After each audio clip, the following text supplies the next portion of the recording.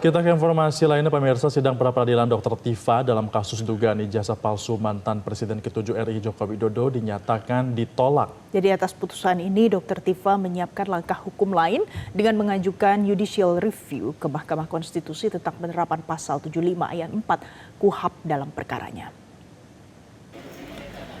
Dr. Tifa dan tim kuasa hukum menghormati putusan pra-peradilan yang dinyatakan tidak bisa diterima. Namun mereka menilai putusan tersebut hanya menyangkut persoalan administratif, bukan substansi keberatan terhadap proses hukum yang dijalani oleh Dr. Tifa. Dr. Tifa mempersoalkan penerapan pasal 75 ayat 4 KUHP. Menurutnya pasal itu digunakan dalam proses perkaranya meski dinilai tidak sesuai dengan amar putusan sebelumnya. Atas persoalan ini, Dr. Tifa menyatakan akan menempuh jalur judicial review ke Mahkamah Konstitusi. Dan langkah ini disebut akan berjalan paralel dengan proses hukum yang masih dihadapinya. Maka, sekali lagi, perjuangan saya ini bukan soal perjuangan saya pribadi, tapi perjuangan menegakkan keadilan dan kebenaran.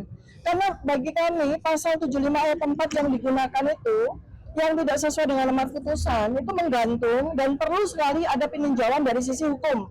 Karena itu maka kami akan bergerak untuk melakukan judicial review pada MK terkait dengan penerapan pasal 75 ayat 4 yang menggantung. Jelajahi cara baru mendapatkan informasi. Download Metro TV Extend sekarang.